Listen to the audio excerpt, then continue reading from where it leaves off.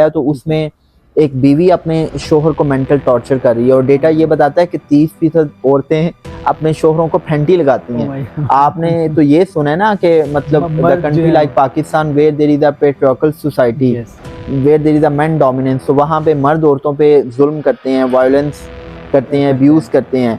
तो कभी आपने ये सुना है कि औरतें भी मर्दों को करती हैं? तो कल मेरे पास केस आया कि वो मर्द अपनी औरत को न सिर्फ फैंटी लगाती है बल्कि अपने भाइयों को बुला के उसने फैंटी लगवाई है और पाड़े और ऐसे बड़े बड़े अजीब किस्म के वियर्ड पर्सनैलिटीज नज़र आती हैं कि कोई गाड़ी से नीचे उतर के सिद्धू मूसे वाला गाना उसने पीछे लगाया हुआ है, शेरां दे यार भी शेर और ऐसे और वैसे।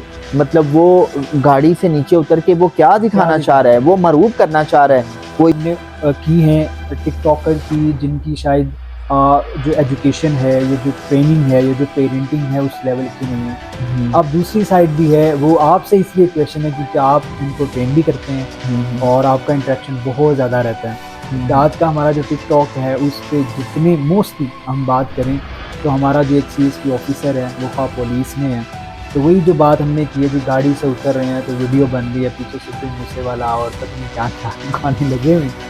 तो with all due respect and regard, अब वो एक इतनी बड़ी जॉब पे है, इतनी बड़ी रिस्पॉन्सिबिलिटी है और लोग वैसे भी बड़ा इन्फ्लुएंस होते हैं, एक बड़ा कॉम्पिटिटिव एग्जाम करके जाते हैं, हम भी इसके थोड़े बहुत विटनेस हैं। मैं तो इस एजुकेशन सिस्टम के इतने अगेंस्ट हूँ बिकॉज ये रिजल्ट्स प्रोड्यूस नहीं कर रहा, तो मैं तो अपने बच्चों को स्कूल ही नहीं भेजता। मेरे बच्चे तो जाते हैं, सबसे ज़्यादा ड्रग्स एडिक्शन आपको इन स्कूलों में नज़र आएगी।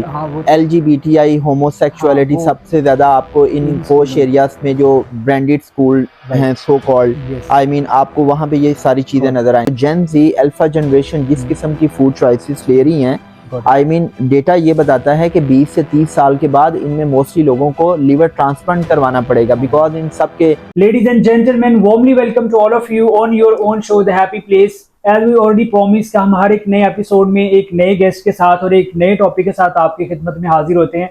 आज का बेसिकली हमारे जो गेस्ट हैं वो मेरे लिए बड़े ही जो है इम्पोर्टेंट भी हैं, इंस्पिरेशनल भी हैं, मेरे टीचर भी हैं। द रीजन इज कि वो जो एक सोशल फैब्रिक है, जो एक ह्यूमन डेवलपमेंट में उस पर माशाल्लाह काम करते हैं। और अगर हम बात करें सर के जो है वो प्रोफाइल की, तो वो जो है वो कॉर्पोरेट ट्रेनर भी हैं, उसके साथ साथ जो है वो CEO द लीड इनसाइट्स के भी हैं, एंड साथ साथ जो वो लाइफ कोचिंग जो है उस पर काम करते हैं। और अगर हम बात करें तो गवर्नमेंट के जितने भी इंस्टीट्यूशन हैं, जिसमें सिविल सर्विस अकेडमी है, मिलिट्री के इंस्टीट्यूशन है, उसके साथ साथ हमारी जितनी भी पैरामिलिट्री फोर्सेज है तो उसको भी माशाल्लाह ट्रेनिंग करवाते हैं। तो आज हम सर से बात करेंगे कि बेसिकली लाइफ कोचिंग क्या होती है, वो कितनी इंपॉर्टेंस रखती है, और हमारी जो सोसाइटी है, हमारा जो कंट्री है, जिसमें ऑलमोस्ट हम जो है वो टॉप 10 मोस्ट पॉपुलस कंट्री में फॉल कर रहे हैं और उसमें 5th लार्जेस्ट हमारी यूथ जो है वो भी हम उसमें कंसिडर किए जाते हैं। तो उसमें जो लाइफ कोचिंग है उसकी कितनी ज़्यादा इंपॉर्टेंस है और किस तरह से लाइफ कोचिंग के ज़रिए हमारे जो मामलात है वो खा इकोनॉमिकली हों या उसके साथ साथ हमारे जो है वो सोशल प्रॉब्लम हो, पोलिटिकल मामलात हों, तो उनको किस तरह से जो है वो वे फॉरवर्ड की तरफ लेके जाया जा सकता है। तो please stay tune with me, warmly welcome my honourable guest my sir Yasir Arfaz sir. कैसे आप? फाइन, जबरदस्त। आपने इतना खूबसूरत इंट्रो करवाया है और जिस एनर्जी से आप बोल रहे हैं, आई मीन के संडे वाले दिन जब आपको सुबह सुबह उठना पड़ता है तो आप थोड़ा सा लो फील कर रहे होते हैं, बट जो मुझे आपसे एनर्जेटिक वाइब्स आई हैं, अब now I am feeling very very much energetic and I mean activated. Sir it's really honour and pleasure for me. अभी जिस तरह बात हो रही है, आज की हमारी सोसाइटी है जिसमें we need people like you कि जो इतना पॉजिटिव रोल भी प्ले करते हैं, इसलिए हमने संडे को भी डिस्टर्ब किया आपको। तो उनके लिए जो यूथ है बेसिकली, तो उसमें मैं चाहता हूँ कि अगर हम स्टार्ट करते हैं, एक बच्चा है या तो एक कोई भी किड है किसी भी फर्टर्निटी से है, तो जो पेरेंट्स हैं उनका क्या रोल हो सकता है, क्योंकि हम स्टार्ट करते हैं पेरेंट्स से, कि उनका क्या रोल होता है बच्चे की जो है वो आगे एकेडमिक करियर में, उनकी जो फाइनेंशियल लाइफ है उसको ग्रो करने में, तो क्या पेरेंट्स का बेसिकली क्या रोल हो सकता है। और आज की जो हमारी जो सोसाइटी है उसमें पेरेंट्स क्या उतने उस तरह से उस चीज़ों को कर रहे हैं, कैपेबल हैं, उतने चीज़ों को सीख रहे हैं कि वो अपने बच्चों को सक्सेस की तरफ लेके जाएं। ओके अच्छा इरफान, ऐसा है कि जो आप जैसे एनर्जी वाले जो यंग बॉयज है ना, वो जब कोई क्वेश्चन पूछते हैं ना तो उस क्वेश्चन में भी कई क्वेश्चंस होते हैं। तो अब इसमें ना इतने ज़्यादा क्वेश्चंस आपने एक साथ पूछे हैं, तो मैं कोशिश करता हूँ कि इस क्वेश्चन को मैं होलिस्टिकली एड्रेस कर सकूँ। देखो, आपने ना बात की है सोसाइटी की, यूथ की, पेरेंट्स के रोल की, एक बच्चे की रेजिंग की, यस, तो आई वुड से कि ये बात याद रखिएगा कि किसी भी हेल्दी मुआशरे की बुनियाद जो है वो एक हेल्दी फैमिली होती है। ठीक है, हम अक्सर सोशियोलॉजी में पढ़ते थे कि किसी भी सेहतमंद मुआशरे की जो इकाई है, यूनिट है, ठीक वो है, फर्द होता है। बिल्कुल बट ठीक है। आई बिलीव कि किसी भी हेल्दी सोसाइटी की जो बुनियाद है, जो यूनिट है, वो एक हेल्दी फैमिली होती है। राइट, अब हेल्दी फैमिली से मुराद ये है कि एक ऐसा ख़ानदान कि जहाँ पे खुशियों को सेलिब्रेट किया जा सके, एक ऐसा ख़ानदान जो लाइफ को होलिस्टिकली जिए, एक ऐसा ख़ानदान, एक ऐसी ठीक है, फैमिली राइट, कि जिनके पास ज़िंदगी जीने का कोई बड़ा मकसद हो, जो अपनी लाइफ को पर्पसफुल जीना सीखे, ठीक एक है, ऐसा ख़ानदान जो अपनी लाइफ को मीनिंगफुल अंदाज से जिए। ठीक है, जब आप एक ऐसे ख़ानदान में एक बच्चे की रेजिंग करते हैं, नर्चरिंग करते हैं, उसकी परवरिश करते हैं, ठीक तो है, आप उसकी होलिस्टिक डेवलपमेंट करते हैं। गॉट इट, अब ये बात याद रखिएगा कि एक फ़र्द से एक फैमिली बनती फैमिली है। बनती है, यस, फैमिली जो है वो मुआशरे की एक इकाई है, गॉट इट, और मुआशरे में फिर इन्हीं इकाइयों की मदद से सिस्टम्स बनते हैं, और सिस्टम्स ही किसी स्टेट की बुनियाद बुनियाद होते होती हैं। है, बिल्कुल, तो आई वुड से कि जो आपने कहा है ना कि पेरेंट्स का क्या रोल है, यस, तो मैं ये कहता हूँ कि सारा रोल ही पेरेंट का है।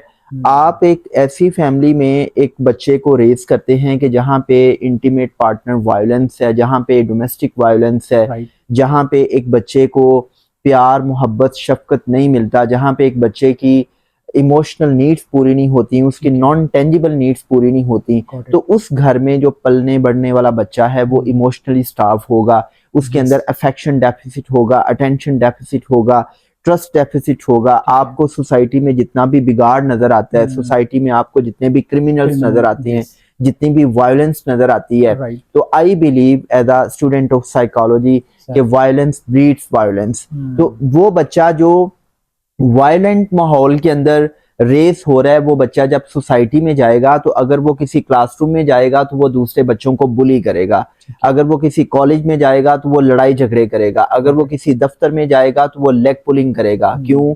क्योंकि उसकी जो साइकोलॉजी है वो टॉक्सिक है, वो इंसान नेगेटिव होगा। और अगर हम एक्सट्रीम साइकोलॉजी की तरफ जाएं तो वहीं बच्चा जो है वो बड़े होके वो क्राइम्स की तरफ आएगा। इसके मुकाबले में एक ऐसी फैमिली कि जहाँ पे पता है कि हमने रिश्तों को निभाना कैसे है, हमने रिलेशनशिप्स को अंडरस्टैंड करते हुए उन रिलेशनशिप से हैप्पीनेस को, सुकून को और तस्कीन को कैसे अर्न करना है। तो वहां पे एक बच्चे की ना सिर्फ टेंजिबल नीड्स, आई मीन उसकी मादी ज़रूरियात पूरी होंगी, बल्कि उसकी non tangible needs, non materialistic needs, I mean के प्यार, मोहब्बत, शफकत और एतमाद जैसी चीज़ों को भी नर्चर किया जाएगा। तो उस घर में जो पलने बढ़ने वाला बच्चा होगा, उसके अंदर इंतहा दर्जे का कॉन्फिडेंस होगा। ये वो बच्चा होगा कि जिसके माँ बाप उसकी इननेट क्रिएटिविटी को, क्रिटिकल थिंकिंग को और कैरेक्टर को नर्चर करेंगे। और ये वो बच्चा होगा कि जिसके कॉन्फिडेंस को उस लेवल पे नर्चर किया जाएगा कि उसकी खुदी जो है वो इतनी बुलंद होगी कि वो बड़े बड़े काम कर सकेगा। आई ऑलवेज से कि पेरेंट्स जो है ना वो आज के दौर में अपने बच्चों के फ्यूचर के बारे में बहुत अनसर्टन है। अनसर्टनिटी बनती भी है बिकॉज जितनी रैपिडली ग्लोबलाइजेशन में चेंजेस आ रही हैं, मतलब we are living in an era of IoTs, web 3.0, data science, artificial intelligence, के पेरेंट्स को भी नहीं समझ आ रहा कि हर 6 महीने के बाद इतनी रैपिड चेंजेस आती हैं। तो इस सारी की सारी डायनामिक्स में मैं हमेशा एक बात करता हूं कि वो माँ बाप जो अपने बच्चे के कॉन्फिडेंस को नर्चर करते हैं, वो बिल्कुल बेफिक्र हो जाएं अपने बच्चों के मुआशी मुस्तकबिल के हवाले से कि हमारे बच्चे का बनेगा क्या। बिकॉज जब आप अपने बच्चे में उसके फितरी कॉन्फिडेंस को नर्चर करते हैं, तो उसकी जो क्रिएटिविटी है, उसकी जो क्रिटिकल थिंकिंग है, उसकी जो सेल्फ एक्चुअलाइजेशन है, उसकी जो सेल्फ स्टीम है, वो खुद ब खुद नर्चर होती है। तो आप इस बच्चे को दुनिया के किसी भी कोने में भेज दें, वो बच्चा कॉन्फिडेंस के साथ अपनी पर्सनैलिटी को कैरी करेगा। उस बच्चे को पता होगा कि उसने अपने लाइफ में स्ट्रेसर्स को कैसे मैनेज करना है, उसने लाइफ की एडवर्सिटीज को कैसे मैनेज करना है। वो बच्चा लोगों की तनकीद की परवाह नहीं करेगा, उसका जो लोकस ऑफ कंट्रोल है वो उसके हाथ में होगा। तो on a very concluding note I would say कि किसी भी सेहतमंद मुआशरे की बुनियाद एक सेहतमंद खानदान है, और जितना सेहतमंद खानदान होगा आप उतनी ही अपनी औलाद की, अपने बच्चों की होलिस्टिक डेवलपमेंट करेंगे, कि जिसमें एक बच्चे की जो ज़हनी है, उसकी जो कल्बी, उसकी जो जज्बाती, उसकी जो सोशल नीड्स हैं, उसकी जो फिजिकल नीड्स हैं, वो इस तरह पूरी होती हैं कि हम एजुकेशन के ग्रेटर गोल्स को भी अचीव कर पाते हैं। वेरी वेरी ब्यूटीफुल आपने जो चीजें सर बताई हैं कि किस तरह से, वही बात है ना कि आपने बड़ा अच्छा बताया कि एक इंडिविजुअल जो है उससे फैमिली डेवलप होती है अच्छी, और उस फैमिली से एक सोसाइटी, और फिर आपका जो है वो कंट्री भी ग्रो करता है। Very true. अच्छा सर, यहाँ पे हमने पेरेंट्स की तो बात कर ली है कि कितना इम्पोर्टेंस रोल है उनका जो है किसी भी बच्चे को ग्रो करने में, दैट्स मीन कि हमारी सोसाइटी डेवलप होती है। सर यहाँ पे एक सेक्टर आता है एजुकेशन का, कि कोई भी एक बच्चा है तो उसका जो है ज्यादा टाइम या तो घर पे गुजर रहा होता है, ऑन द अदर हैंड फिर स्कूलिंग में, और घर पे गुजर रहा होता है, ऑन द अदर हैंड फिर स्कूलिंग में। और हमें ये देखने को भी मिलता है, एक रिपोर्ट के मुताबिक जो यूएनडीपी की रिपोर्ट है, कि पाकिस्तान में 22 मिलियन जो बच्चे हैं वो आउट ऑफ स्कूल हैं। उनको स्कूल की फैसिलिटी नहीं है ड्यू टू मल्टीपल रीजंस, और जो स्कूल में हैं उनका क्वालिटी ऑफ एजुकेशन आप भी बेहतर जानते हैं कि क्या है। तो अब यहाँ पे जो रोल आता है, पेरेंट्स कहीं ना कहीं पे अपना रोल प्ले कर रहे हैं, but on the other hand बहुत सारे हमारे ऐसी, मैं कहूँगा कि मेजोरिटी हमारे बच्चे या सोसाइटी में इस तरह के लोग हैं जो कि उस तरह की क्वालिटी एजुकेशन अफोर्ड नहीं कर सकते, जो कि बहुत जो है वो पोश एरिया में होती है।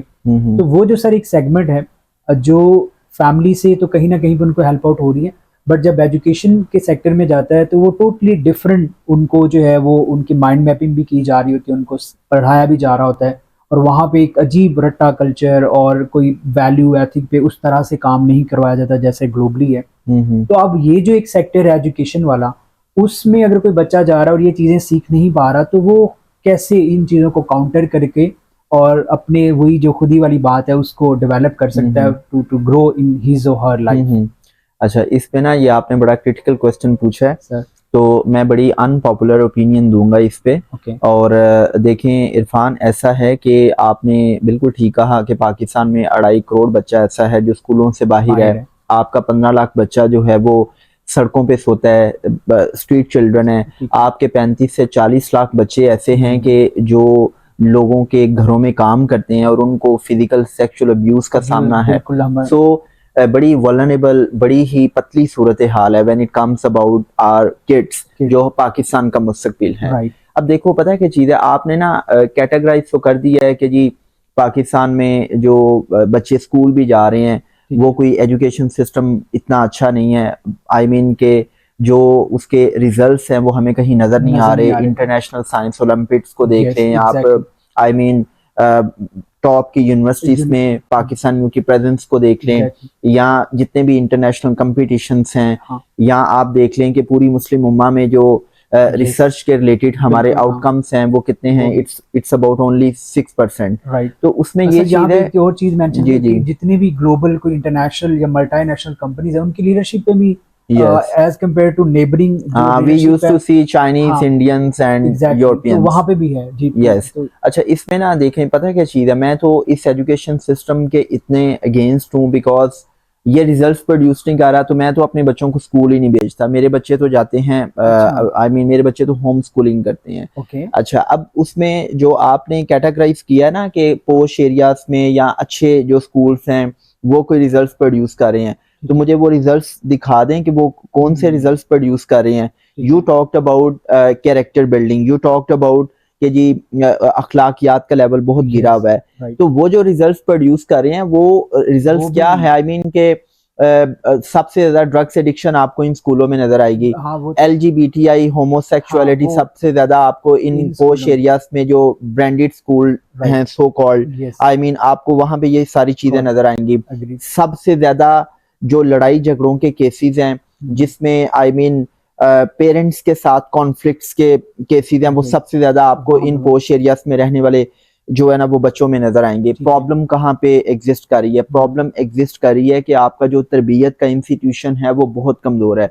हम आज तक यही नहीं समझ सके कि तरबियत क्या है। देखो इरफान, तरबियत का मतलब ये नहीं है कि आप बच्चों को अपने डर से, अपने खौफ से कंट्रोल करें। तरबियत इस बात का नाम नहीं है कि आप बच्चों को ओवर पैम्पर करते हुए, ओवर फैसिलिटेट करते हुए आप बच्चों को लालच और तरगीब की मदद से कंट्रोल करें।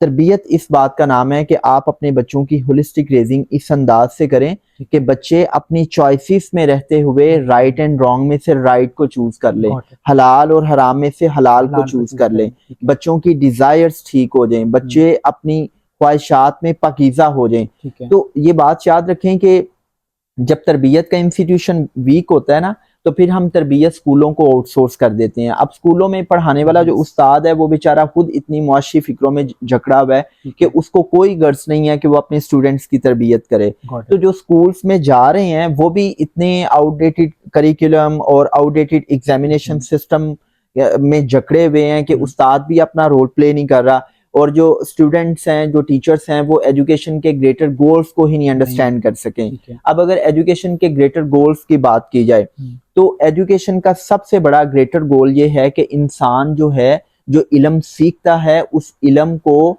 अपनी जात का हिस्सा बना ले। आई मीन कि वो इल्म को वो बरस सके, और फिर वो जो इल्म है, वो जो तालीम है, उसको जिंदगी के हवाले से एक होलिस्टिक वर्ल्ड व्यू दे सके कि हाँ, मैंने जिंदगी को जीना कैसे है, मैंने अपनी जिंदगी को मीनिंगफुल अंदाज से कैसे जीना है, मेरी जिंदगी का मकसद क्या होना चाहिए। तो जो एजुकेशन का पहला ग्रेटर गोल तो हो गया सेल्फ एक्चुअलाइजेशन। दूसरा ये है कि हम बच्चों की फितरी क्रिएटिविटी को, जो उनके अंदर तहलीकी जोहर है, हम उसको नर्चर कर सकें। अब यहाँ पे क्या होता है कि एक बच्चा 3 साल का, 4 साल का बच्चा इंतहा दर्जे की क्रिएटिविटी रखता है, लेकिन एट द मोमेंट जब वो बच्चा स्कूल जाता है तो उसकी क्रिएटिविटी किल हो जाती है। वो जॉन हॉर्ट ने बड़ी अच्छी एक बात कही कि दुनिया का हर बच्चा जो है वो बोलना सीखता है, बगैर किसी स्कूल गए वो बोलना सीखता है, लेकिन अगर ये काम भी स्कूलों को दिया जाता तो दुनिया के आधे बच्चे गूंगे हो जाते। राइट। इसी तरह एक बच्चे की जो क्रिटिकल थिंकिंग है कि वो आउट ऑफ द बॉक्स सोचता है, ये चीज भी आपकी रोट लर्निंग की वजह से किल हो जाती है। बच्चे क्या करते हैं, जो टीचर ने व्हाइट बोर्ड पे लिख दिया, बच्चों ने कॉपी राइटिंग की, उन्हीं चीजों को उन्होंने क्रैम किया और फिर उन्हीं चीजों को उन्होंने रिप्रोड्यूस कर दिया। मुझे ये बताएं कि बच्चे ने खुद क्या सोचा। मैं $1 मिलियन की स्टेटमेंट दे रहा हूँ कि इंसान में और दूसरी तमाम मखलूकात में जो बुनियादी फर्क है, कि जिसकी बुनियाद पे रब की जात ने इंसान को अपनी तमाम तहलीकात का बेहतरीन शाहकार करार दिया, वो है कि इंसान सोचता है।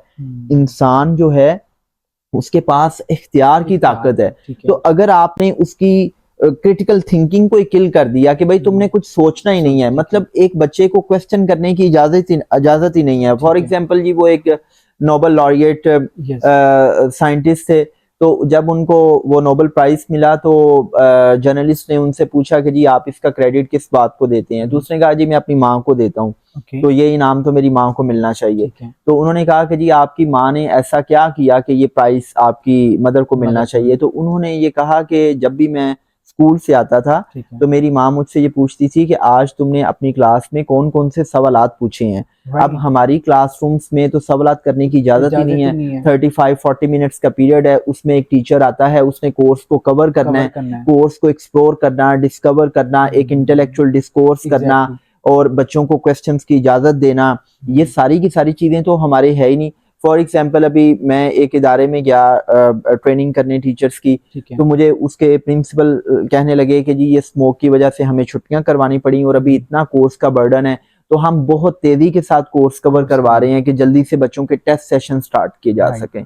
तो मुझे ये बताएं कि जहाँ पे आपका 1 पॉइंट एजेंडा ये हो कि बच्चों के नंबर आने चाहिए, बच्चों के नंबर आएंगे, हम बड़े बड़े बिलबोर्ड्स के ऊपर लिखेंगे कि देखें जी हमारे इतने बच्चों ने A+ ग्रेड लिया है, इतने बच्चों ने पोजीशंस ली हैं। तो आप बेसिकली मार्केट फोर्सेस के ज़ेरे असर अपनी उन चीज़ों को कैश करवाते हैं, एडमिशंस लेते हैं। आपका मुद्दा और मकसद क्या है कि बच्चों के नंबर आए। और जो ये साइकोलॉजी है, ये हमारे बच्चों के अंदर भी क्या चीज इनकलकेट करती है कि वो चीज याद करो जो एग्जाम में आनी है। मतलब the only purpose when a child learn something, वो पर्पस क्या है कि क्या ये क्वेश्चन एग्जाम में आएगा। मतलब जो एग्जामिनेशन सिस्टम है वो इतना आउटडेटेड है कि ये तो आपके रिटन एक्सप्रेशन को देखता है, आपकी साइकोलॉजी क्या है, आपकी नॉलेज के बारे में इन डेप्थ अंडरस्टैंडिंग कितनी है, कुछ नहीं पता। आपने एक चीज को जो है वो क्रैम किया है, याद किया है, आपकी आई मीन राइटिंग पावर अच्छी है, आपका रिटन एक्सप्रेशन अच्छा है, आपके नंबर आ जाएंगे।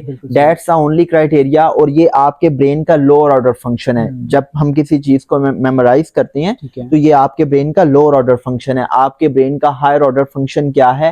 रैशनैलिटी ऑफ थॉट, सोचना, रीजनिंग, रिफ्लेक्शन, सेल्फ पॉन्डरिंग, ये आपके ब्रेन के हायर ऑर्डर फंक्शन है। Creativity, critical thinking. तो आपने ब्रेन को सिर्फ किस बात पे लगा दिया कि चीजों को रट्टा मारो। फिर मुझे ये बताएं कि जो एजुकेशन का एक ग्रेटर गोल ये होता है कि हम अपने बच्चों की कैरेक्टर बिल्डिंग कर सकें। यहाँ पे जो जितना पढ़ा लिखा है वो उतना ही मैलाफाइड प्रैक्टिसेस करता है। मैं चूंकि सिविल सर्विसेज को पढ़ाता हूँ, लॉ एनफोर्समेंट एजेंसीज में पढ़ाता हूँ, ये सब पढ़े लिखे लोग हैं। हम कॉर्पोरेट ट्रेनिंग्स करते हैं, वो सब पढ़े लिखे लोग होते हैं। लेकिन मुझे ये बताएं कि जितना कोई पढ़ा लिखा है वो उतना कानून को अपने हाथ में जकड़ने की कोशिश करता है। और हम इतने अपने बच्चों को इतनी मतलब गंदी तालीम दे रहे हैं। आप देखें कि बच्चों से पूछें सिविक सेंस क्या होती है, बच्चों को पता ही नहीं है सिविक सेंस क्या होती है। एक बच्चा जिसने पाकिस्तान स्टडीज में 100 लिए हैं ना, उसको ये नहीं हम सिखा सके कि रेड सिग्नल पे खड़े होना है, उसको हम ये नहीं सिखा सके कि ज़ेब्रा क्रॉसिंग को कैसे हमने अप्लाई करना है, उसको हम ये नहीं सिखा सके कि हेलमेट पहनना कितना जरूरी है।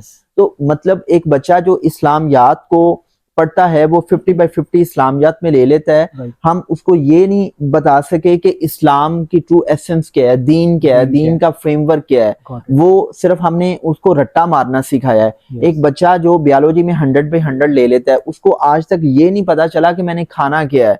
मतलब when it comes about lifestyle, तो लाइफस्टाइल में आपकी फूड चॉइसेस बड़ी मैटर करती हैं। आप देखें कि पाकिस्तान में इस वक्त जो चाइल्ड ओबेसिटी है ये एक बड़ी अलार्मिंग सिचुएशन पे है। और जो जेन ज़ी अल्फा जनरेशन जिस किस्म की फूड चॉइसेस ले रही हैं, डेटा ये बताता है कि 20 से 30 साल के बाद इनमें मोस्टली लोगों को लिवर ट्रांसप्लांट करवाना पड़ेगा, बिकॉज इन सब के फैटी लिवर हैं। तो कि जो आप पढ़ रहे हैं, जो आप पढ़ा रहे हैं, अगर वो आपकी जात का हिस्सा नहीं बन रहा तो कोई फायदा नहीं है ऐसी तालीम का। आपने अपने बच्चों की कैरेक्टर बिल्डिंग ही नहीं की। मतलब एक बच्चा जब पैदा होता है तो वो इंतहा दर्जे का कैरेक्टरफुल होता है। वो बच्चा अगर मर जाए ना तो वो सीधा जन्नत में जाएगा। हमारी मौत वाक़ई हो जाए तो हमें नहीं पता कि हम जन्नत में जाएंगे या जहन्नुम में जाएंगे। अल्लाह हमें जन्नत में भेज दे और हमारे गुनाहों को माफ करे। हमारे करतूत तो ऐसे नहीं है, लेकिन एक बच्चे के बारे में हम यकीन से कह सकते हैं कि वो जन्नत में जाएगा। लेकिन जैसे ही वो बच्चा बड़ा होता जाता है तो सबसे ज्यादा जो अब्यूज है वो घर में होता है, वो स्कूलों के अंदर होता है, और वहीं बच्चा तमाम गलत प्रैक्टिसेस सीखता है। मक्कारी, अयारी, झूठ, गीबत, ये सारी की सारी जो बुराइयां हैं ये बच्चा कहाँ से सीखता है? घर से और स्कूल से सीखता है। तो हम अपने बच्चों को कैरेक्टरफुल भी नहीं बना सके, बल्कि हम उनके कैरेक्टर को मजीद जो है ना वो डैमेज कर देते हैं। फिर सेल्फ एक्चुअलाइजेशन है। यहाँ पे 16 इयर्स ऑफ एजुकेशन के बाद भी एक बच्चा जो है अडल्ट, वो अपने अम्मा अब्बा से पूछ रहा होता है कि मैं क्या करूं। मतलब वो इतना भी सेल्फ सफिशिएंट नहीं है कि वो अपनी अपने एक्सपेंसेस को बियर कर सके। वो टोटल पेरेंट्स पे डिपेंडेंट है। उसके पास लाइफ का कोई होलिस्टिक वर्ल्ड व्यू नहीं है। वो इतना कंफ्यूज्ड है। उसके पास गार्बेज ऑफ इंफॉर्मेशन तो है। वो आप उससे जिस मौजू पे बात करेंगे वो सुपरफिशियल इंफॉर्मेशन की बुनियाद पे आपसे बात तो करेगा, बट जब हिकमत की बात आती है तो वो किसी एक मौजू पे, किसी एक टॉपिक को भी गहराई से नहीं समझता। तो ये तो बेड़ा गर्क कर रहे हैं हम अपने बच्चों का। तो मैं चैलेंज करता हूँ ये तमाम बड़े बड़े एजुकेशनिस्ट और ये जो स्कूल ऑनर्स हैं, इस पे तो मेरे बहुत से खिलाफ भी हैं, जो कि मैं अपने पॉडकास्ट में, हमने बड़े पॉडकास्ट किए थे होम स्कूलिंग पे, एजुकेशन सिस्टम के जो फॉल्ट लाइन्स हैं उस पे। तो मैं इनसे ये कहता हूँ कि यार आप लोग ये इतनी तकरीबात करते हैं, इतने सेमिनार्स करते हैं आए रोज के, जी एजुकेशन सिस्टम में ये करना है वो करना है, आप क्यों नहीं मिल बैठते? और मिल बैठ के आप क्यों नहीं डिसाइड करते कि हमने अपने बच्चों को ये नंबरों की रैट रेस से निकालना है? आप क्यों नहीं वर्ल्ड प्रैक्टिसेस को फॉलो करते? Look at the Finland and all the Scandinavian countries and the top world countries के, जिसमें उन्होंने एग्जामिनेशन सिस्टम को रिवैम्प कर दिया है। आपके तो मतलब early childhood education में एग्जाम लेना इट्स अ चाइल्ड अब्यूज। ठीक है, दुनिया एग्जामिनेशन सिस्टम से निकल रही है, आप इधर ग्रेड 1 के प्रेप क्लास के बच्चे का एग्जाम ले रहे हो, माँ अलग परेशान है। आपको पता है कि हर 5 में से एक बच्चा जो है वो स्ट्रेस का शिकार है। और जिन दिनों एग्जाम्स होते हैं उन दिनों एंजाइटी के अटैक्स कितने होते हैं, जिन दिनों रिजल्ट्स अनाउंस होते हैं उन दिनों सुसाइड की रेशो बढ़ जाती है। तो ये हम बातें सिर्फ करते हैं भाई, सब एजुकेशनिस्ट मिल बैठे, इतनी तंजीमें बनी हुई हैं, चैम्बर ऑफ एजुकेशन बने हुए हैं, आप सब लोग मिल बैठे, आप मिनिस्ट्री ऑफ एजुकेशन को ऑन बोर्ड करें और आप ये तय कर लें कि भाई हमने नंबरों की रेस से निकलना है।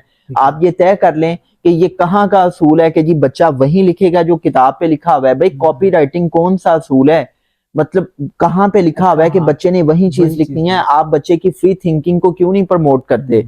बट प्रॉब्लम ये है कि हम सिर्फ इस पे बातें करते हैं, इम्प्लीमेंटेशन नहीं करते। क्यों? क्योंकि इसमें लोगों के वेस्टेड इंटरेस्ट है। मतलब तो दिस इज व्हाट के इस पे बहुत बात की जा सकती है। तो मैं तो जो स्कूल जा रहे हैं मैं तो उनके बारे में भी ये कह रहा हूँ कि वो कौन सा कोई बड़े तीर मार रहे हैं, मतलब brain dead, they have only the tunnel vision. और वो स्कूल जाते हैं, वो तालीम हासिल करते हैं और 1 पॉइंट एजेंडा क्या है कि मुझे नौकरी मिलेगी। तो मतलब आपका अगर 1 पॉइंट एजेंडा ये है कि मुझे नौकरी चाहिए और मेरा बच्चा इसलिए स्कूल जाएगा, या बहुत से पेरेंट्स अपनी बेटियों को स्कूल इसलिए भेजते हैं कि बेटी पढ़ लिख जाएगी तो एक अच्छा लाइफ पार्टनर मिल जाएगा। बहुत सी माएं, बहुत से फादर क्या करती हैं, बेटियों को डॉक्टर इसलिए बनाते हैं कि नाम के साथ डॉक्टर लग जाएगा तो अच्छा लाइफ पार्टनर मिल जाएगा, या हमारी सोसाइटी में एक वर्थ होगी कि जी इन्होंने अपनी बेटी को मेडिकल साइंस में भेजा है। सो दिस इज व्हाट, कि जब आप इस किस्म की लो लेवल थिंकिंग के साथ चीजों को लेके चलते हैं तो फिर आप सिम्टोमेटिक ट्रीटमेंट तो कर सकते हैं, आप जो रूट कॉजेज हैं उनको आप आई मीन रीएड्रेस नहीं कर सकते, आप उन फॉल्ट लाइंस को ठीक नहीं कर सकते। बिल्कुल ठीक। सर वही बात है ना, अभी जिस तरह आपने बड़ी खूबसूरत, सबसे पहले तो स्टार्ट करते हैं कि आपने कहा आपके जो अपने बच्चे हैं तो वो होम स्कूलिंग पे हैं। यस, डेफिनेटली वो फर्स्ट वाली जो बात है कि पेरेंट्स जो है वो बहुत इंपॉर्टेंट रोल प्ले करते हैं। yes. तो माशाल्लाह आप इस चीज़ पे इतना ज़्यादा, वो चीज़ों के बारे में रिसर्च भी है, तो जब आप खुद करेंगे अपने बच्चों की तो डेफिनेटली वो ज़्यादा प्रॉपर्ली क्रिटिकल थिंकिंग भी सीखेंगे, लीडरशिप के बारे में भी, स्ट्रेस मैनेजमेंट भी सीखेंगे, yes. अपने लाइफ का जो एक ओवरऑल ग्लोबल एक्सपोजर उसको भी बेहतर कर सकते हैं। अब बहुत सारे एजुकेशन की बात कर लिए कि वहाँ पे अनफॉर्चुनेटली हमारा जो जो एक एजेंडा है वो टोटली डिफरेंट है रादर देन ये चीज़ें। तो सर यहाँ पे कहीं ना कहीं पे आपको नहीं लगता कि हमारा जो एक ओवरऑल कंट्री का जो एक सिस्टम बन चुका है उसमें पॉलिटिकल मामलात हों या हमारी जो एक इकोनॉमिक जो जो एलीट है जो इस सारे सिस्टम को लीड कर रही है, तो वो कैसे इस चीज़ को चेंज करने देंगे, कैसे इस चीज़ को अलाउ करेंगे? बिकॉज वो भी तो इसी सोसाइटी से ग्रो करके वहाँ पे बैठे हुए हैं। और जिस तरह अभी हमने बात सिविल सर्विस की भी की है तो उसमें भी जितनी ज़्यादा पावर है उतना ज़्यादा कोशिश होती है कि हम जो है वो कानून को कुछ भी ना समझें। तो ये जो एक सारी ऊपर हमारे वो जो एक चेन बन चुकी है तो इसको कैसे तोड़ा जा सकता है? आपने ना बड़ा खतरनाक क्वेश्चन पूछा है, लेकिन इस क्वेश्चन को आंसर करने से पहले ना वो जो होम स्कूलिंग का मैंने डिस्कस किया और आपने ना बड़े ही आसानी से उसको कह दिया है कि मतलब आप लोग इसको कर रहे हैं। मैं थोड़ा सा ये बता दूं ताकि हमारे व्यूअर्स कंफ्यूज ना हो जाए कि जो होम स्कूलिंग है ना, it's not an easy job. मतलब इसके अपने कुछ प्री रेक्विजिट्स हैं। मैं ये कहता हूँ कि अगर तो आपके पास अपने बच्चों के लिए टाइम है ना, आप उनको क्वालिटी टाइम दे सकते हैं तो फिर आप में होम स्कूलिंग की तरफ आना है। अदरवाइज तो मतलब आप अपने बच्चों को स्पॉइल कर देंगे। अब चूंकि मैं ट्रेनिंग्स करता हूँ, हम पूरी फैमिली मूव कर रहे होते हैं डिफरेंट शहरों में ट्रेनिंग्स के लिए, तो हमारे बच्चे साथ होते हैं। उनके अंदर हम लाइफ स्किल्स जो है वो हमें बिल्ड करने की जरूरत ही नहीं है, क्योंकि वो बच्चे वो करते हैं जो बच्चे देखते हैं। राइट, जो आपकी फॉर्मेटिव ईयर्स होते हैं ना, बच्चे की जिंदगी के पहले 10 साल होते हैं, ये बड़े इंपॉर्टेंट होते हैं। इसमें बच्चा अपने पेरेंट्स को घर में जिस तरह देखता है, उनका उठना, उनका बैठना, उनका खाना पीना, उनकी टाइम मैनेजमेंट, उनकी इमोशनल मैनेजमेंट, उनकी पीपल मैनेजमेंट, उनकी रिलेशनशिप मैनेजमेंट, उनकी मिडल स्किल्स, आई मीन वो कैसा पहनावा ओढ़ते हैं, कैसे खाते पीते हैं, ये सारी की सारी चीजें बच्चा जब देखता है तो ऑटोमेटिकली बच्चा अपने पेरेंट्स की कॉपी करता है। बच्चा बेहतरीन कॉपी करता है। ये मॉडलिंग लेवल होता है कि जिस तरह आप बिहेव करते हैं बच्चा वैसे बिहेव करता है। फिर इसमें होम स्कूलिंग में आप प्रोजेक्ट बेस्ड लर्निंग करवाते हैं, आप आई मीन केस स्टडीज बच्चों को डिफरेंट देते हैं, या आप बच्चों को सोशलाइज करवाते हैं, आप बच्चों को डिफरेंट क्लब्स का हिस्सा बनाते हैं, तो इसमें आपको बहुत ज्यादा तपस्या मेहनत करनी पड़ती है। इट्स नॉट लाइक दैट कि जी होम स्कूलिंग आपने अब घर में स्कूल स्टार्ट कर लिया, अगर आपने घर में भी बच्चे को फोर्सफुली बिठा के उसको थप्पड़ मार के कहना है कि अपना होमवर्क करो, या ये तुमने पहले मैथ करना है, फिर इंग्लिश करनी है, फिर साइंस पढ़नी है, तो इसका मतलब है कि घर में भी आप वही काम कर रहे हैं जो स्कूल में होता है। तो इस पे तो हम घंटों बात कर सकते हैं, but on a concluding note, अगर आपने होम स्कूलिंग करनी है, आपके पास टाइम होना चाहिए, आपके पास होम स्कूलिंग के रिलेटेड फहम होना चाहिए, और आपको बच्चों को प्रोजेक्ट बेस्ड लर्निंग में एंगेज करना होगा, और उसके साथ साथ 2 से 3 सब्जेक्ट्स आप अर्ली चाइल्डहुड एजुकेशन में उसको सिखा सकते हैं। वैसे तो जो आइडियल इसमें फॉर्म है ना, वो ये है कि आप 7 साल तक तो बच्चों को एक्टिव टीचिंग मत करें। एक्टिव टीचिंग का मतलब ये है कि आप किताबें लेके, कॉपी पेंसिल लेके उसको सिखाने बैठ जाएं। 7 साल तक आप बच्चों के साथ गपशप करें, रिफ्लेक्टिव कॉन्वर्सेशन करें, उनके क्वेश्चंस को आप एड्रेस करें, आप बच्चों को अनकंडीशनल प्यार, मोहब्बत, शफकत दें, उन पे ट्रस्ट करें, आप उनको खूब खेलने का मौका दें। 100 किस्म की लीडरशिप स्किल्स आपके बच्चों में उस वक्त डेवलप होती हैं जब आपका बच्चा स्पोर्ट्स करता है, गेम्स करता है, जिसमें उसकी माइंड और बॉडी की कोऑर्डिनेशन इन्वॉल्व होती है, राइट। और आप बच्चों को सोशलाइज करवाएं, आप बच्चों को एक्सपोजर देने के लिए जितना आप उनको सैर सपाटा करवा सकते हैं, सैर व तफरीह करवा सकते हैं, करवाएं। अगर आप ये काम कर सकते हैं तो फिर होम स्कूलिंग की तरफ जाएं। अब आपके क्वेश्चन का जो दूसरा पार्ट है वो बड़ा खतरनाक है। एक्चुअली आप जो कहना चाह रहे हैं वो ये कहना चाह रहे हैं कि पाकिस्तान की जो एलीट कैप्चर है वो इस सिस्टम का हिस्सा है, और वो इस सिस्टम को कैसे चेंज करेगी। अगर वो चेंज करने के लिए तैयार नहीं है तो फिर हम इस निज़ाम को कैसे ठीक करेंगे। तो ये बात याद रखें कि जो सिस्टम के बेनिफिशरीज होते हैं वो सिस्टम को चेंज नहीं करना चाहते, उनको ये सिस्टम सूट कर रहा होता है। दूसरी बात ये है इरफान कि दुनिया का जो हर इंसान है वो ताकत चाहता है, ताकत in the form of status, पैसा, शोहरत, इज्जत, राइट।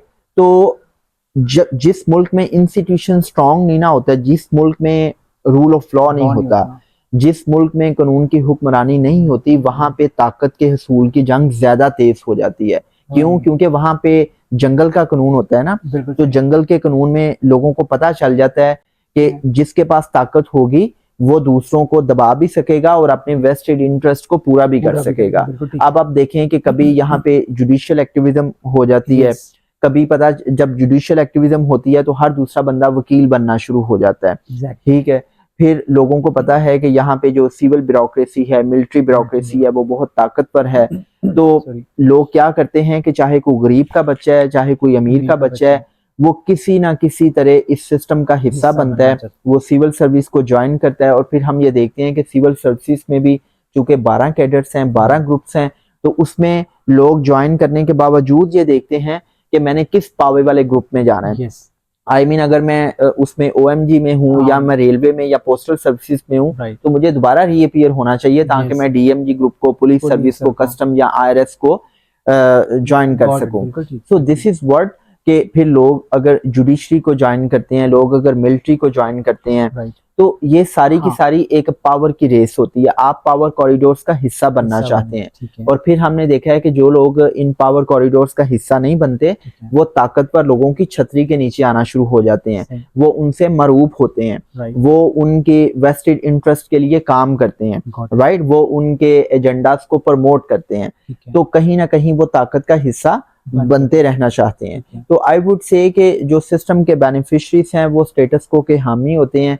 ये तो ये जो सिस्टम है ना, इसको चेंज करने के लिए हर फर्द को सबसे पहले खुद को चेंज करना होगा।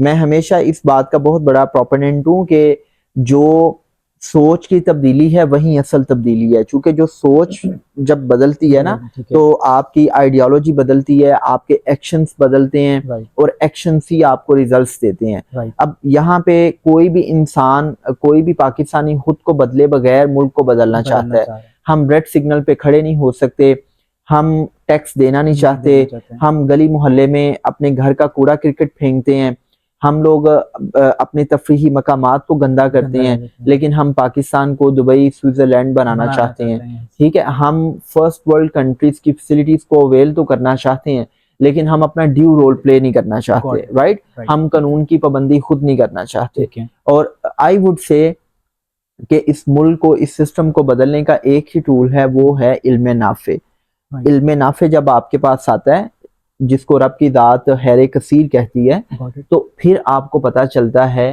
कि मेरी स्टेट की रिस्पॉन्सिबिलिटीज क्या हैं, मेरे क्या राइट्स हैं, मेरी क्या ड्यूटीज हैं, Duties हैं। मैंने अपने नेबर्स के साथ अपने रिलेशन को कैसे कैरी करना है, मैंने अपने क्रिएटर के साथ अपने रिलेशन को कैसे कैरी करना है, मैंने अपने साथ रिलेशन को कैसे निभाना है, ठीक है। मैंने अपने फैमिली के साथ एक रिलेशन को कैसे निभाना है, मैंने सोसाइटी के साथ, मैंने इस यूनिवर्स के साथ रिलेशन को कैसे निभाना है, मैंने अपने प्रोफेशनल रिलेशनशिप्स को कैसे कैरी करना है, right.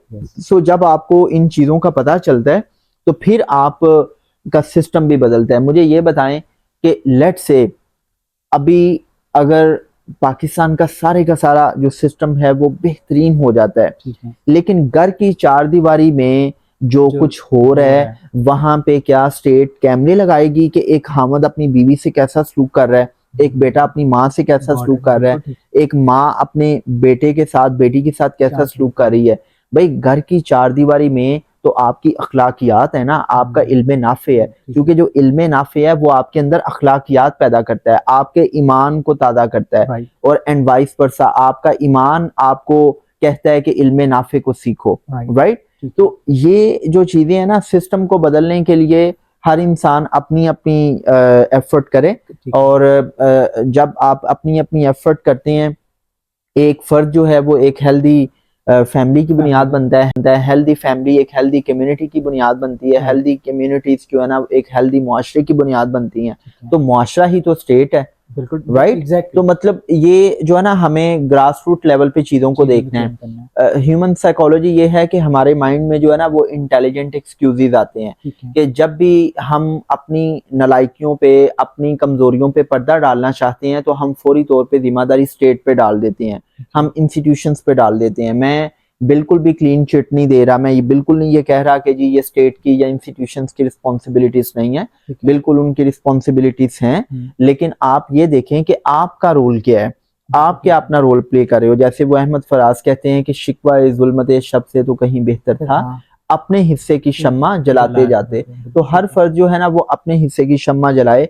And most importantly, to be very honest, मैं बड़े प्रैग्मेटिक अप्रोच के साथ ये स्टेटमेंट दे रहा हूँ कि यार ये जिंदगी है कितनी, मतलब 60-70 साल की जिंदगी या 1/3 आप सो के गुजार देते हैं, कोई 80-90 हज़ार घंटे आप अपने कारोबार दफ्तर को दे देते हैं, बाकी टाइम आपका फैमिली का है, अपना है, सोशल टाइम है आपका। तो इसको कुछ अच्छा करके अपने लिए, अपनी सोसाइटी के लिए अच्छा करके गुजार दो, बजाय इसके कि आप वेट करते रहें कि जी मतलब मुल्क का क्या बनेगा, इदारे कब ठीक होंगे। आप खुद को ठीक कर लो, और क्योंकि रब ने आपसे आपके बारे में पूछना है या आपकी रैयत के बारे में पूछना है। मेरे से पूछ होगी मेरे बारे में, मेरे से पूछ होगी मेरी बेगम के बारे में, मेरे बच्चों के बारे में, मेरे बेटों के बारे में, राइट। मेरे से बिल्कुल पूछ नहीं होनी कि अमेरिका में जो है ना वो गन शूटिंग से इतने लोग मर गए थे तो तुमने क्या किया। और ऑनेस्टली स्पीकिंग मेरे से ये भी पूछ नहीं होनी कि फलस्तीनियों पे जुल्म हो रहा था तो आपने क्या किया। क्यों? क्योंकि रब की दात जानती है कि मेरी नीयत में पाकीज़गी है।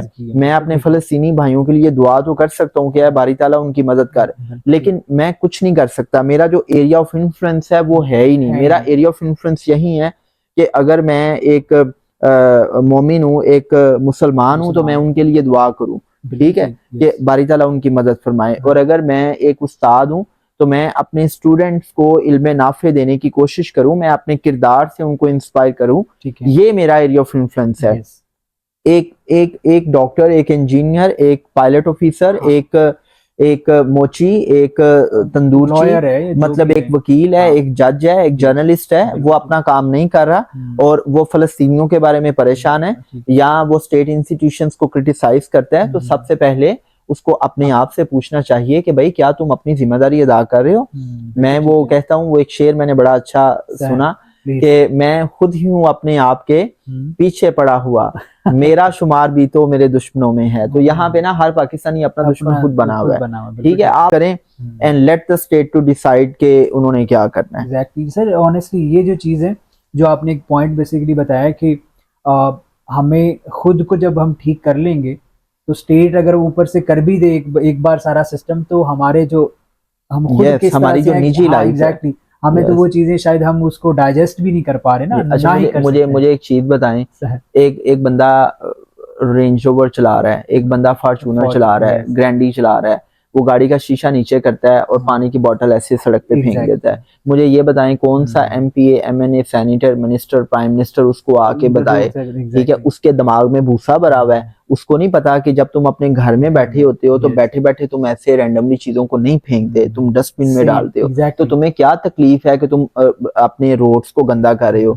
एक इंसान है वो तफरीही मकाम पे जाता है जाता है यस और वो किसी पत्थर के ऊपर लिख देता है नायला आई लव यू, ठीक है, या वो वहां पे गंदगी फैला यस देता है। तो बंदा पूछे कि तुम्हें अभी तक ये समझ ये नहीं समझ आई नहीं कि तुमने नेचुरल हैबिटेट को प्रोटेक्ट करना है। बिल्कुल राइट, एक एग्जैक्टली। एक एक इंसान है वो अपनी बीवी को अब्यूज करता है, एक एक हामंद है वो अपनी बीवी को अब्यूज करता है, एक बीवी बच्चों अपने को भी इवन करते हैं। अपने अपने शोहर को मैनिपुलेट करती है। जैसे मेरे पास एक कल केस आया तो उसमें एक बीवी अपने शोहर को मेंटल टॉर्चर कर रही है और डेटा ये बताता है कि 30% औरतें अपने शोहरों को फैंटी लगाती ओ हैं। माय आपने तो ये सुना है ना कि मतलब द मर्द जो कंट्री है like Pakistan where there is a patriarchal society, yes where there is a men dominance, तो वहां पे मर्द औरतों पे जुल्म करते हैं, वायलेंस करते हैं, करते अब्यूज हैं करते हैं। तो कभी आपने ये सुना है कि औरतें भी मर्दों को करती हैं? तो कल मेरे पास केस आया कि वो मर्द अपनी औरत को न सिर्फ फैंटी लगाती है बल्कि अपने भाइयों को बुला के उसने फैंटी ओ माय लगवाई है। गॉड और मकान जो है वो आई मीन बनवाया हामन ने है, ठीक है लेकिन उसने जनाब रजिस्ट्री जो है ना वो जोर जबरदस्ती अपने नाम लगवा ली है, वो ब्लैकमेल 55 कर रही है, 2 बच्चे हैं उनके। राइट तो दिस इज व्हाट के ये चीजें तो आपकी अखलाकियात है ना, लाकियात हैं यस ठीक है, राइट आपकी अखलाकियात आपको बताती हैं कि बिल्कुल नहीं बिल्कुल यार, रब की जात ने आपके अंदर एक मॉरल कंपस रखी हुई है, आपका तो हमें ज़मीर आपको बता देता है कि क्या राइट है क्या रॉन्ग है। एक बिल्कुल 3 साल का बच्चा भी जब कोई छोटा सा गलत काम करता है ना तो वो अपनी सेल्फ एस्टीम को, अपने सेल्फ इमेज को बचाने के लिए वो कहीं ना कहीं झूठ अवेयर बोल देता है, लेकिन उसका अंदर उसको बता रहा होता है, उसके माइक्रो एक्सप्रेशन से पता चल जाता है कि इसको गिल्टी फील हो रहा है, राइट ये पशेमानी में है, बिल्कुल ये एम्बेरस फील कर रहा है। ठीक है क्यों? क्योंकि रब की जात ने हमारे अंदर ये सिस्टम रखा हुआ है। रखिए आप अमरीकी हैं, आप जापानी हैं, चाइनी हैं, आप हिंदुस्तानी हैं, आप पाकिस्तानी हैं, ठीक है आप इजराइली हैं, ये सब के अंदर एक सिस्टम है कि अच्छा काम आप करते हो तो आपको पता चलता है कि मैंने अच्छा काम किया है, ठीक है आप बुरा काम करते हो तो आपकी रूह बेचैन होती है, आपको पता चलता है कि हाँ तो यार ये ये काम मैंने गलत गलत किया है। किया तो बिल्कुल ये स्टेट ने तो आके ये चीजें आपको के अंदर नहीं वो इनकलकेट करनी ना। राइट स्टेट तो क्या करती है कि आई मीन तालीमी इदारे खोल देगी, आप उन आपके इदारों में जाएंगे, एग्जैक्टली आप अपने इल्म को बेहतर करेंगे। सो कुछ चीजें हाँ ऐसी हैं जो एक इंसान एक ने खुद ही करनी है। जो क्या कहते हैं ना टॉप लेवल पे आपकी यस सिक्योरिटी को इंश्योर कर दिया आपके यस बाकी मामला। यस सर यहाँ पे जब हम सोसाइटी की बात कर रहे हैं तो आज जो है आजकल का जो इरा है जिसे डिजिटल इरा भी हम कहते हैं, हम्म और उस पे हम social media it's big thing. Hmm उसके ऊपर आपके फाइनेंसेस भी फुलफिल हो जाते हैं, फिर आप चाहते भी हैं फेम वो सारी चीज़ें, हम्म और वहाँ से हमारी जो सोसाइटी है जो अपकमिंग जनरेशन है जो जो राइट नाउ हमारी सोसाइटी है वो भी कहीं ना कहीं पे बहुत ज़्यादा इन्फ्लुएंस होती है। हम्म तो उसमें अगर हम एक बात तो शायद इस तरह की, क्योंकि आजकल जो टिकटॉक का एक चल रहा है पाकिस्तान में तो कुछ ज़्यादा ही उसका ट्रेंड है, हम्म और फिर उसमें हम चले जाएं तो एक व्लॉगिंग की जो है वो एक पूरी फर्टर्निटी है, और फिर उसके अंदर उसको भी करें तो वहाँ पे कुछ फैमिली व्लॉगिंग है, और हम देखते हैं लेफ्ट राइट नाम डकी भाई है, रजब फैमिली है, इस तरह की एस्ट्रोलॉजी इस तरह के भी और हैं वो सारी चीज़ें। तो क्या हमें इन पे सारा ब्लेम देना चाहिए कि जी इन 5-2-3% जो लोग हैं आउट ऑफ 25 करोड़ पीपल उनकी वजह से सोसाइटी खराब होगी है, या कि ये पहले से ही चीजें चलती आ रही हैं? अच्छा, हम ब्लेम बहुत करते हैं इतनी इन पे इतनी आपने जबरदस्त खुद ही एक्सप्लेन कर दिया चीजों को काफी ज्यादा, और सर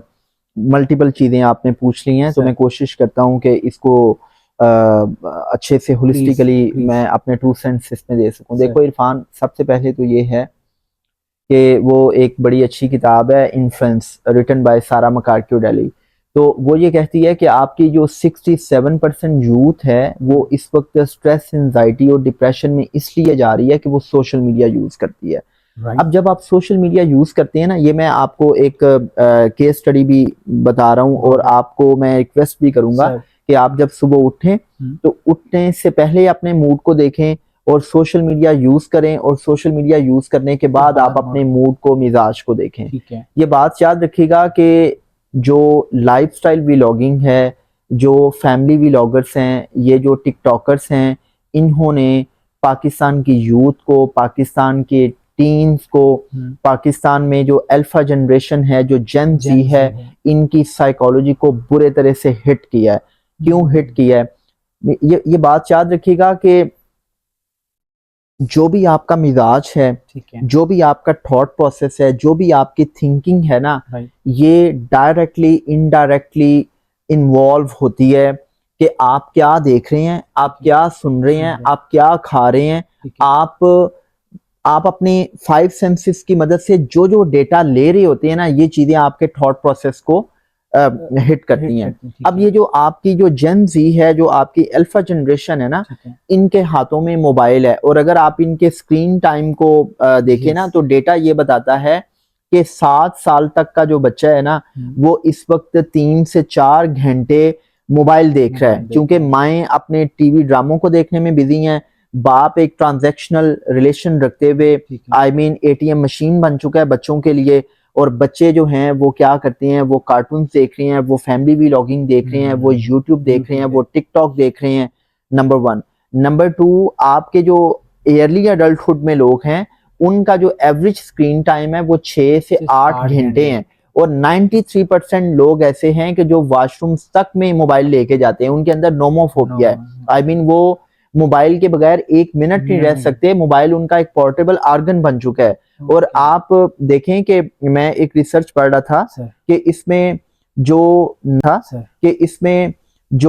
95% जो आपकी जेन जी अल्फा जनरेशन है, वो अपने पिलो के नीचे मोबाइल को रख के सोती है, और सुबह उठने के बाद सबसे पहला काम वो ये करते हैं कि देखें कि भाई व्हाट्सएप पे जानू मानू का मैसेज आया कि नहीं आया, मैं अपने नोटिफिकेशंस चेक करूं। राइट। तो ये एक ऐसी लत लग चुकी है इस कौम को कि जिस लत का एक नतीजा ये है कि आपको हर लम्हा प्लेजर मिलता है। ये ओवरली एंटरटेन कौम बन चुकी है, इनको हर लम्हा एंटरटेनमेंट चाहिए, इनको हर लम्हा लज्जत चाहिए, इनको खानों में लज्जत चाहिए, इनको गॉसिप्स में लज्जत चाहिए, इनको सोशल मीडिया पे लज्जत चाहिए। मैं आपको ये चैलेंज करता हूँ, इतने बड़े बड़े पॉडकास्टर्स हैं, हायर ऑर्डर थिंकिंग की बात करते हैं, बड़ी बड़ी इंटेलेक्चुअल बातें होती हैं, आप उनके व्यूज देखें और आप किसी डांस, किसी मुजरे, किसी घटिया चीप किस्म के कंटेंट को देखें कि जिसमें कोई मिस्टर डकी है, कोई सिस्टोलॉजी है, कोई रजब है, कोई एलेक्स भट्टी है, कोई कैन डॉल है, वो कोई ठुमका लगाता है, वो आके कहता है कि जी मैंने ये नया कुछ 16 Pro Max लिया है, मैंने नई गाड़ी लिया है, मैं बीवी के साथ जो है ना वो मालदीव ट्रिप पे जा रहा हूँ। और आप उनके लाइफस्टाइल को देख के आप ना सिर्फ मरूब हो रहे हैं, बल्कि आपके अंदर एक सेंस ऑफ डेप्रिवेशन आता है, आपके अंदर एक एंजाइटी आती है कि यार इनके पास है, मेरे पास क्यों नहीं है। और फिर उसका बदतरीन इम्पैक्ट क्या है कि हम अपने बच्चों को सिखा रहे हैं कि भाई शॉर्टकट मारो। पैसा जो है ना, पैसा एक इतनी बड़ी वैल्यू है कि पैसे की खातिर आप कुछ भी कर सकते हो। फेम एक इतनी बड़ी वैल्यू है, शोहरत एक इतनी बड़ी वैल्यू है कि आप अपना बुढ़ापा नहीं देखेंगे, आप अपना स्टेटस नहीं देखेंगे, आप अपना मकाम नहीं देखेंगे कि जिस मकाम के बारे में इकबाल ने कहा था कि अरूजे आदमी हाकी से ये अंजुम सहमे जाते हैं कि ये टूटा हुआ तारा महे कामिल ना बन जाए। अब वो जनाब हजरात कोई बूढ़ा आदमी जिसकी कब्र में टांगे हैं, जिसको अपनी आखिरत की फिक्र होनी चाहिए, वो ठुमके लगा रहा है। कोई बंदा है वो अपनी बीवी को नचा नचा के जो है ना वो बता रहा है कि जी कोई जनाब कुछ कर रहा है। मतलब मैं तो हैरान होता हूँ कि इस कौम को हो क्या गया है। मतलब आपको फेम चाहिए किसी भी कीमत पे, आपको पैसा चाहिए किसी भी कीमत पे, और हमने अपने बच्चों को इस किस्म के चीप कंटेंट की मदद से ये बावर करवाया है कि भाई ये तालीम, तफक्कुर, गौर फिक्र, तदब्बुर, साइंस, टेक्नोलॉजी, IoTs और रिसर्च ये कुछ भी नहीं है। सिंपल तुम्हारे पास नेट होना चाहिए, मोबाइल होना चाहिए, जाओ अपने किचन में, जाओ अपने घर में, अपने बेडरूम में जाओ, कहो मैं अभी उठा हूँ, मैं नहाया हूँ, मैंने कपड़े चेंज किए हैं, मैंने फलां जगह पे जा रहा हूँ, मैं ये जूस पीने लगा हूँ, मैं ये शॉपिंग करने लगा हूँ। इस किस्म के वीलॉग्स बनाओ, लोगों को दिखाओ, व्यूज आएंगे, मोनेटाइज होगा, डॉलर्स में इनकम आएगी। तो मुझे ये बताएं कि सबसे पहले तो हमें ये सोचना पड़ेगा कि मतलब ये जो इन लोगों को व्यूज मिल रहे हैं, ये कहाँ से मिल रहे हैं? ये हम लोग ही देखते हैं ना। एग्जैक्टली। तो हम लोग क्यों देखते हैं? क्योंकि हम लोगों की खोपड़ियों में भूसा भरा हुआ है। जब आपके पास अक्ल, फहम, शऊर ना हो, रब ने तो आपको अकल दे दी, लेकिन आपने उसका इस्तेमाल नहीं किया। तो जब ये चीजें नहीं होंगी तो आप यही काम करेंगे ना। आप जब पर्पसलेस लाइफ जीते हैं, आप जब मीनिंगलेस लाइफ जीते हैं, तो फिर आप जो मीनिंगलेस कंटेंट है वो भी देखेंगे, फिर आपकी यारियां दोस्तियां भी मीनिंगलेस होंगी, फिर आप मीनिंगलेस चीजों को भी लाइफ में ऐड करेंगे, फिर आपके अंदर पीपल कॉन्शियसनेस भी होगी, फिर आपके अंदर ब्रांड कॉन्शियसनेस भी होगी, फिर आप स्टेटस से, हुस्न से, शोहरत से मरूब भी होंगे। आप न सिर्फ खुद मरूब होंगे बल्कि आप दूसरों को भी मरूब करेंगे। आप देखें ना, बहुत से आपको ऐसे लोंडे लपाड़े और ऐसे बड़े बड़े अजीब किस्म के वियर्ड पर्सनालिटीज नजर आती हैं कि कोई गाड़ी से नीचे उतर के सिद्धू मूसे वाला गाना उसने पीछे लगाया हुआ है, शेरां दे यार भी शेर, और ऐसे और वैसे। मतलब वो गाड़ी से नीचे उतर के वो क्या दिखाना चाह रहा है? वो मरूब करना चाह रहा है। कोई अच्छा लिबास पहनेगा तो वो उसको मतलब दिखाएगा। किसी ने कोई नई चीज ली है, तो ये जो लोग मटेरियलिस्टिक चीजों की बुनियाद पे खुद को इम्पोर्टेंट समझते हैं, उनकी जो सेंस ऑफ सेल्फ वर्थ है वो जीरो है, वो हॉलो पर्सनैलिटी के मालिक हैं। ये वो लोग हैं कि जो मादी चीजों की बुनियाद पे खुद को हम समझ रहे हैं। मैं ये कहता हूं कि अगर मादी चीजों को एक साइड पे कर दें, भाई आपकी इंपॉर्टेंस किधर जाएगी? अल्लाह ने आपको नायब बना के भेजा था, अल्लाह ने कहा था तुझे मैंने इख्तियार दिया है, तुझे मैंने अकल दी है, तुझे मैंने जो है वो इस कायनात पे गौर फिक्र करने का हुक्म दिया है, अपनी जात पे गौर फिक्र करने का हुक्म दिया है, और तुम कर क्या रहे हो? आपको पता है कि चाइना के अंदर जो है वो एक सर्टन एज तक इस किस्म का लो लेवल कंटेंट आप देख ही नहीं सकते। वहां पे साइंस, टेक्नोलॉजी, मैथ्स और इंजीनियरिंग पे बात होती है। यहाँ पे तो कोई चेक एंड बैलेंस ही नहीं है। यहाँ पे तो मसलन इस वक्त सूरत हाल ये है कि जो माएँ हैं वो सारा दिन डोम स्क्रॉलिंग करती हैं, और फिर आप लो लेवल कंटेंट प्रमोट करते हैं, आप दूसरे को तीसरे को भेजते हैं। ठीक है, तो ये जो मौजूदा दौर है ना, इस दौर की कुछ वैल्यूज हैं। वैल्यूज हम उन चीजों को कहते हैं कि जिनको हम अनकंडीशनली एक्सेप्ट कर लेते हैं, जो हमारी रूटीन का हिस्सा बन जाती हैं, जिनके बगैर हम रह नहीं सकते। तो मौजूदा दौर की वैल्यूज में शोहरत एक बहुत बड़ी वैल्यू है। इस वक्त बड़ी माजरत के साथ आपके ये जो मेन स्ट्रीम मीडिया है वो अपने शोज में उन लोगों को बुलाता है जिनकी व्यूवरशिप बहुत ज्यादा है, जो मशहूर है। मतलब वो कोई भी हो, मतलब आप ये नहीं देखेंगे कि ये काम क्या कर रहे हैं, इनकी फॉलोअरशिप कैसी है। आपने बस ये देखना है कि ये मशहूर हैं, वो आप टॉक शोज में बुला रहे हैं। क्यों? क्योंकि जब आप कहते हैं ना कि शोहरत आपकी वैल्यू है, तो फिर आप उन्हीं लोगों को आप इंपॉर्टेंस देंगे कि जो शोहरत चाहते हैं। अब वो कैसे मशहूर है? मशहूर तो फिर जन्नत मिर्जा भी है, एलेक्स भट्टी भी है, कैंडोल भी है, बोला रिकॉर्ड भी एक बड़ा वो गंदा सा कैरेक्टर है। ठीक है, मैं बहसियत इंसान सबकी रिस्पेक्ट करता हूँ, मेरे लिए सब काबिल एहतराम है, लेकिन मैं उनके कामों को डिस्कस कर रहा हूँ कि वो जो काम कर रहे हैं, वल्गैरिटी कल्चर प्रमोट करना, और ये सारी की सारी चीजें मतलब आपके कॉग्निटिव को बुरे अंदाज से हिट करती हैं। आपकी कॉग्निटिव फैकल्टीज, आपका जो इंटेलेक्चुअल लैंडस्केप है उसको गंदा कर देती हैं। तो उसमें ये चीज है कि मौजूदा दौर की वैल्यू क्या है जी? शोहरत। दूसरी वैल्यू है पैसा। किसी भी कीमत पे पैसा चाहिए।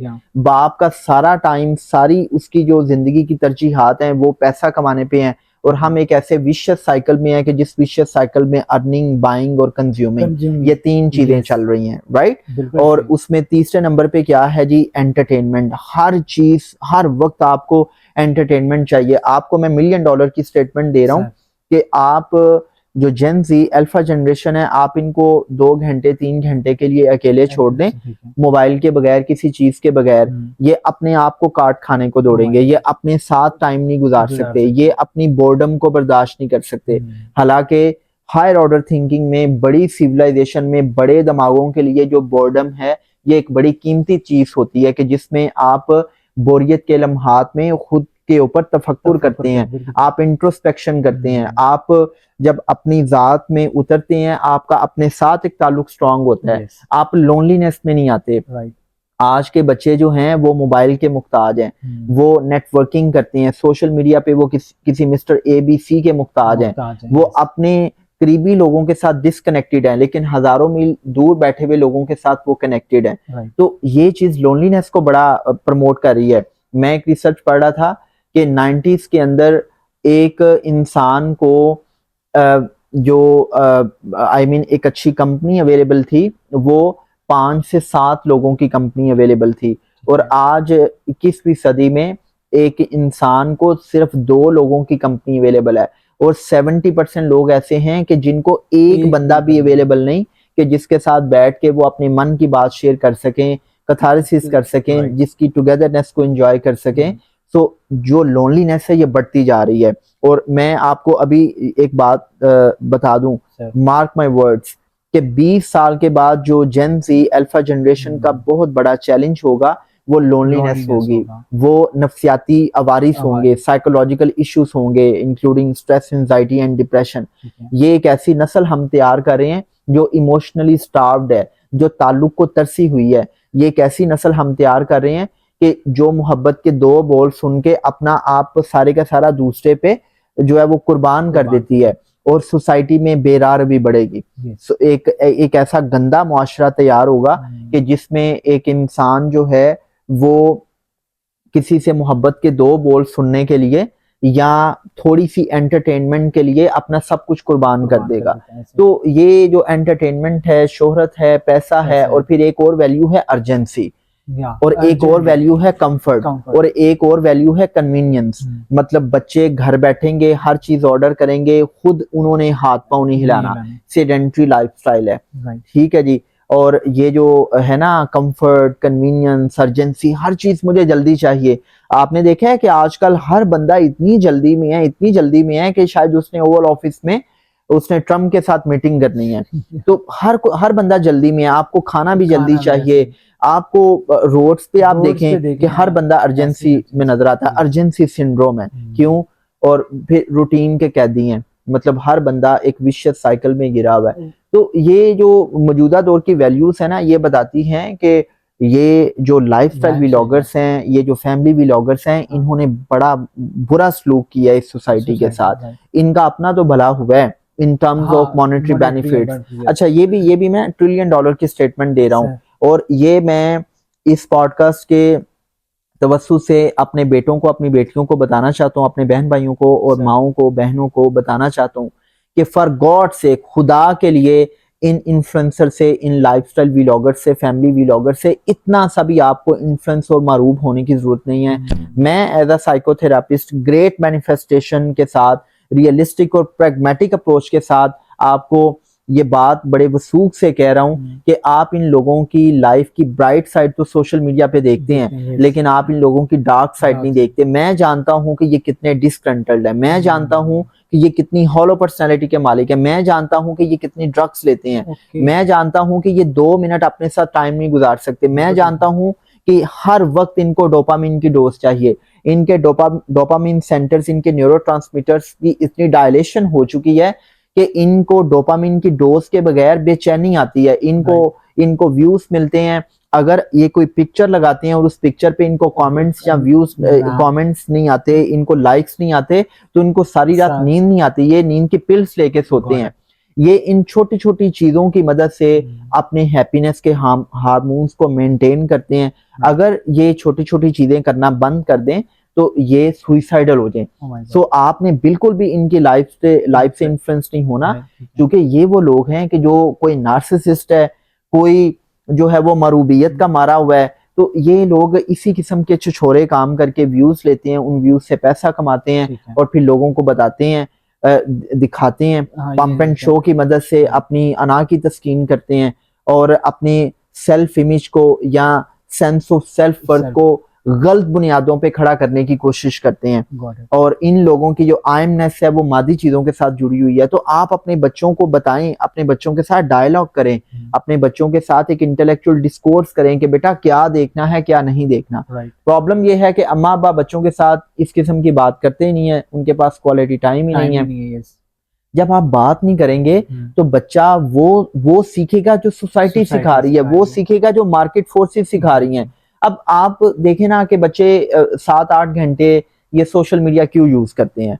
बच्चे इसलिए यूज करते हैं, एंटरटेनमेंट उनको वहां से मिल रही है, इंफॉर्मेशन उनको वहां से मिल रही है, प्लेयर उनको वहां से मिल रहा है, जो चीजें अम्मा अब्बा से मिलनी थी वो उनको वहां से मिल रही हैं, तो नेटवर्किंग भी वहां पे हो रही है। और फिर आप देखें कि जब भी आप रियल लाइफ में रिलेशनशिप्स बनाते हैं ना, तो आपके ऊपर उन रिलेशनशिप्स को निभाने का एक प्रेशर होता है या नहीं होता? मियाँ बीवी एक निकाह के बंधन में बनते हैं, दोनों के ऊपर एक सोसाइटी का, इन लॉज का प्रेशर होता है कि नहीं भाई इस ताल्लुक को निभाना है। औलाद का माँ बाप के हवाले से, माँ बाप का औलाद के हवाले से, बहन भाइयों का, इवन दोस्तों में एक प्रेशर होता है कि यार मेरी इतने सालों से दोस्ती है, अगर मैंने इसके साथ ताल्लुक ना निभाया तो मिस्टर एबीसी कहेगा कि यार ये कैसा इंसान है, इसने दोस्ती तोड़ दी।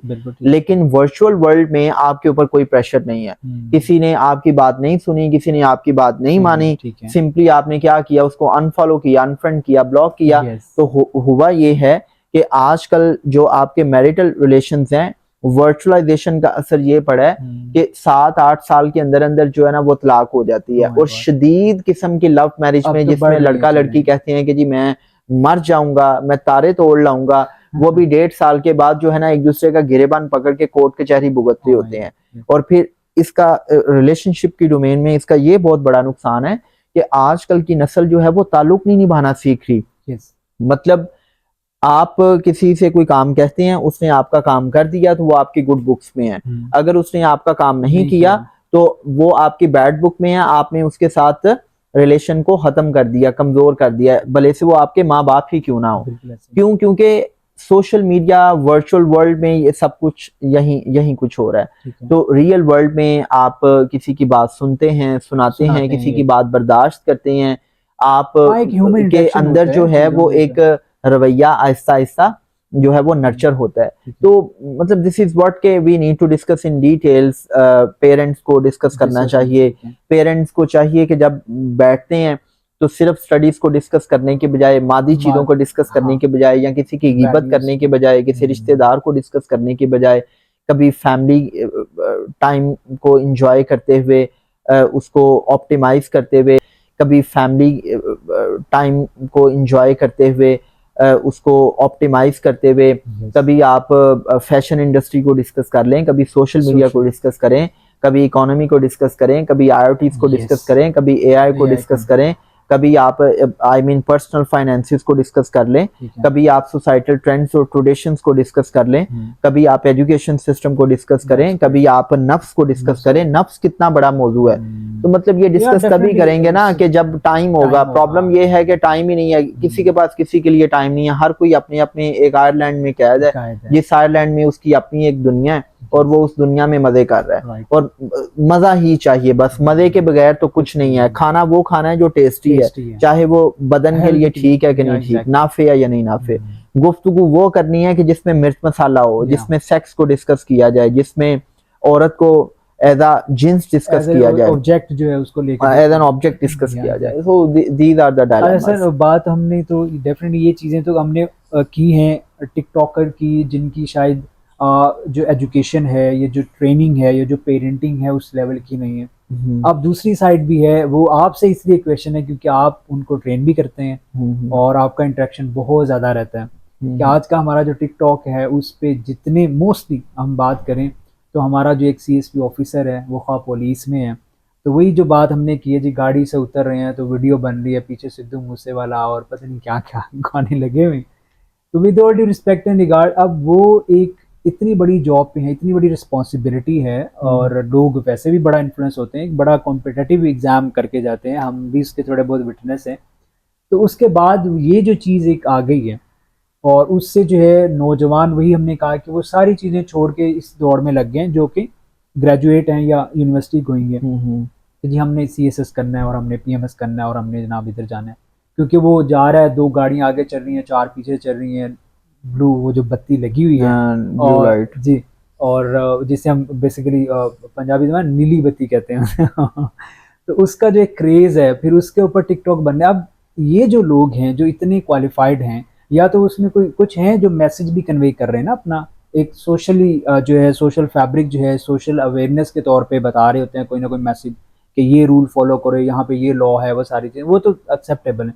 But on the other hand मैंने with all due respect SSP level के बड़े बड़े रैंक के लोग देखें जो सिर्फ यही उनकी वीडियोस हैं, मिलियन में फॉलोअर्स व्यूज़ हैं, उनको वो गोल्डन वो फलां बटन भी मिल चुके हैं यूट्यूब की तरफ से, बट उनका मैसेज यही होता है गाड़ी से या उतर रहे हैं या बैठ रहे हैं या किसी से सलाम ले रहे हैं तो वो उसका पर। तो ये अब इस पर इन कम्युनिटी को क्या करें हम? ओके देखें, बड़ा आपने अहम और हसास क्वेश्चन पूछा है। देखो यार, इसमें जो है ना, मैं ये कहना चाहूँगा कि आप साइकोलॉजी को पढ़े हुए हैं, मैं चूँकि साइकोथेरापिस्ट हूँ, ह्यूमन साइकोलॉजी को मैं याद रखिएगा कि जब आप साइकोलॉजी को पढ़ते हैं ना, ठीक है, तो ये इतना मज़े का सब्जेक्ट है कि मैं कहता हूँ कि कभी मैं पॉलिसी मेकिंग में हूँ ना, तो मैं कहूँ कि हर इंसान को इस सब्जेक्ट को पढ़ना चाहिए।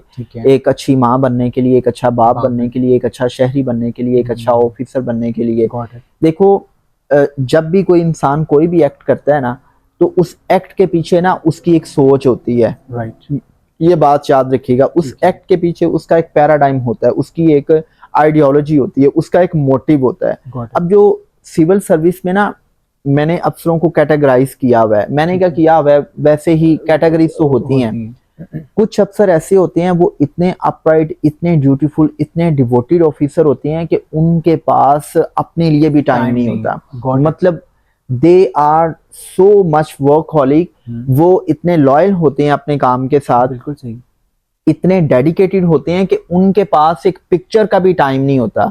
इवन सरकारी दफातर में गुलदस्ता माफिया अगर उनके पास जाए भी ना कि जी जनाब डीसी साहब, कलेक्टर साहब, एसी साहब आप आए हैं तो हम as a gesture of goodwill आपको मिलने आए हैं, तो वो गुलदस्ता ले लेंगे लेकिन वो पिक्चर नहीं बनवाएंगे। ठीक है, एक कैटेगरी वो है। अच्छा, दूसरी जो कैटेगरी है ना, वो है कि लाइक चूंकि सोशल मीडिया का दौर है, तो कुछ ऑफिसर्स क्या करते हैं कि जो अपनी ऑफिशियल ड्यूटीज है ना, फॉर एग्जांपल किसी जगह पे उन्होंने खुली कचहरी ऑर्गेनाइज की है, किसी रोड का उन्होंने संगे बुनियाद रखा है, या किसी तरक्याती प्रोजेक्ट को वो विजिट कर रहे हैं, तो वो उसकी जो पिक्चर्स है ना वो सोशल मीडिया पे डालते हैं। चूंकि ये गवर्नमेंट लेवल पे भी एक पॉलिसी है अब कि भाई आपने सोशल मीडिया पे लोगों को दिखाना है, बताना है कि आई मीन हम क्या कर रहे हैं आपके लिए, जो सिविल सर्वेंट्स हैं वो क्या कर रहे हैं, तो वो भी जस्टिफाइड है। जी बिल्कुल, वो भी जस्टिफाइड है। अच्छा, सिविल सर्विस में ना एक तबका ऐसा है जो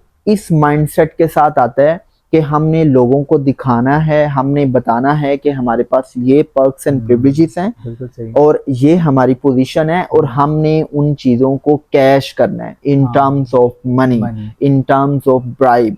ठीक है, ये जो लोग हैं ना, ये लोग क्या करते हैं कि नीली बत्ती का नाजायज फायदा उठाते हैं। ये लोग खुद लोगों को दावत देते हैं।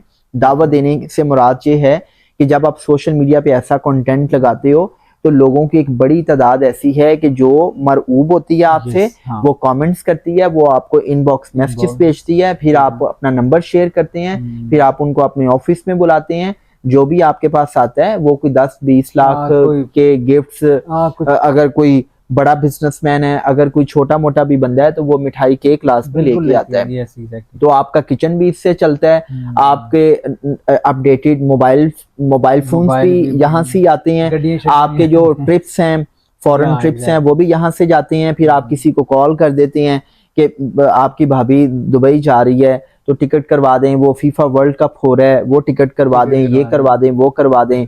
तो ये सारे के सारे जो शशके हैं ना आपके, ये फिर इन्हीं चीजों से होते हैं। पहले आप लोगों को दिखाते हैं तो फिर आप माल समेटते हैं। अच्छा, कुछ लोग जो है ना वो उनका मकसद माल समेटना नहीं भी होता। कुछ सिविल सर्वेंट्स ये काम इसलिए भी करते हैं कि उनके अंदर ना कहीं नार्सिसिज्म होती है। देखें, जो नरगसियत पसंदी है ये हर इंसान में होती है, लेकिन उसके डिफरेंट लेवल्स होते हैं। कुछ लोग कंप्लीट कंट्रोल नार्सिसिस्ट होते हैं, कुछ लोग जो है वो थेट्रिकल नार्सिसिस्ट होते हैं, कुछ लोग जो है ना वो उस लेवल के नार्सिसिस्ट होते हैं कि जिसमें ना उनको सेल्फ प्रेज चाहिए होती है in the form of comments and views. तो उनको बड़ा अच्छा लगता है कि यार देखो कितने लोगों ने कमेंट किया है, वो दूसरों को दिखाते हैं या वो खुद को देखते हैं कि देखो मैंने कुछ अचीव किया है, अब मैं अपनी अचीवमेंट्स दूसरों को दिखा रहा हूँ। देखो यार, दुनिया में ना बहुत से लोग नफ्सियाती मरीज इसलिए बनते हैं कि वो कहते हैं कि मेरी कोई सुनता नहीं है, मेरी कोई मानता नहीं है, मुझे कोई एक्नॉलेज नहीं करता, मुझे कोई रिकॉग्नाइज नहीं करता।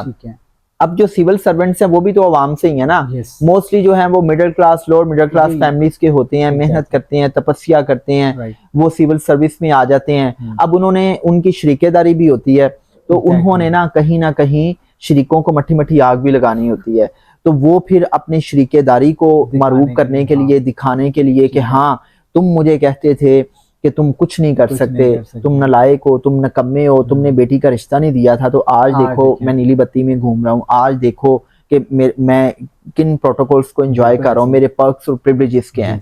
तो ये उनका एक मोटिव होता है। वो मोटिव पैसा कमाना भी हो सकता है, वो मोटिव जो है ना वो डोपामिन के एडिक्शन भी हो सकती है, वो उनकी नार्सिसिस्ट पर्सनालिटी भी हो सकती है कि जिसमें वो सेल्फ प्रेस के इतने आदी हो चुके होते हैं कि उनको अच्छा लगता है। तो ये हम किसी की नीयत पे शक नहीं कर सकते, लेकिन मैं as a student of psychologist different behaviours को डिफाइन कर रहा हूँ। तो ऑन अ कंक्लूडिंग नोट ये है कि यार जो बंदा काम करने वाला है ना ऑनेस्टली, वो उसके पास इन चीजों के लिए टाइम नहीं है। अब ये जो है ना, ये सिविल सर्विस में एक तबका अब ऐसा वजूद में आ चुका है कि जो पल पल की अपडेट दे रहा होता है। अब इसकी एक बहुत बड़ी वजह जो है ना आपकी टॉप टियर पॉलिटिकल लीडरशिप भी है। फॉर एग्जांपल जो आपकी सीएम है, तो जब वो मतलब छोटी छोटी माइक्रो लेवल के जो काम हैं उनको आप ठीक है प्रमोट करें कि आप पंजाब के अवाम के लिए क्या कर रहे हैं, लेकिन गाड़ी से उतरना, स्लो मो वीडियोस बनाना और पीछे जो है ना वो नगमे और इस किस्म की चीजें लगाना, तो मौजूदा दौर में एक वैल्यू हमने नहीं डिस्कस की। मौजूदा दौर की एक बहुत बड़ी वैल्यू है ऑर्नामेंटल वैल्यू, कि आप दिखते कैसे हैं, ठीक है, आप कितने खूबसूरत दिखते हैं। जैसे पाकिस्तान के एक पॉलिटिकल लीडर हैं, अभी वो पाबंदे सलासल हैं, I am talking about Imran Khan.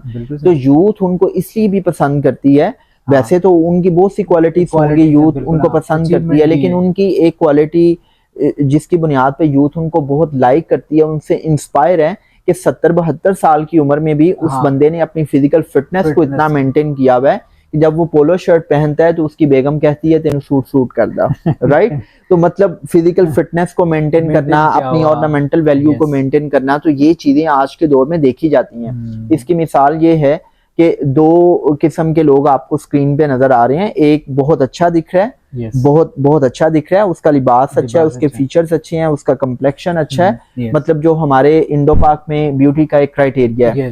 और दूसरी साइड पे एक ऐसा इंसान या एक ऐसी लेडी है कि जिसका लिबास भी इतना पुरकशिश नहीं है, या वो इतनी पुरकशिश नहीं दिख रही, तो जो बंदा देखने वाला है ना वो उसको देखेगा जो पुरकशिश दिख रहा है, राइट। इसीलिए आपकी जितनी न्यूज कास्टर्स हैं, जितने न्यूज एंकर्स हैं, ठीक है, जितनी आपकी सेलिब्रिटीज हैं, ये सारी की सारी जो है ना वो ऐसे लोग होते हैं कि जो बहुत दिखते हैं, अच्छा दिखते हैं, जिनकी ऑर्नामेंटल वैल्यू होती है। सो दिस इज व्हाट के जब स्टेट लेवल पे अब देखें आपके जो प्राइम मिनिस्टर हैं वो डिफरेंट, उनकी हमने रील्स देखी कि जैसे वो डॉन्स होते हैं तो वो ऐसे जनाब स्लो मो में गाड़ी से उतरे हैं। तो जब ये चीजें स्टेट लेवल पे होंगी तो ऑटोमेटिकली जो एक आम सोच रखने वाला एवरेज बिलो एवरेज जो पाकिस्तानी है वो देखेगा कि यार ये चीजें तो बड़ी नॉर्मल है, तो वो भी फिर क्या करेगा, वो इन्हीं चीजों को फॉलो करेगा। क्यों? क्योंकि जब आप हायर ऑर्डर थिंकिंग नहीं ना करते तो फिर आप सोसाइटल ट्रेंड्स एंड ट्रेडिशंस को अपने अकल, फहम और शऊर के तराजू में तोले बगैर आप उनको एक्सेप्ट कर लेते हैं। तो जो बड़ी सोच रखने वाला इंसान है वो तो सोचेगा कि भाई ये जो ट्रेंड है इसको मैं सोचूं ये अच्छा है या बुरा है। अगर शादी पे एक बंदा जो है वो 15 दिन तक अपनी शादी चला रहा है और वो करोड़ों रुपए खर्च रहा है, तो क्या मुझे अपनी शादी पे ये करोड़ों रुपए खर्चना चाहिए?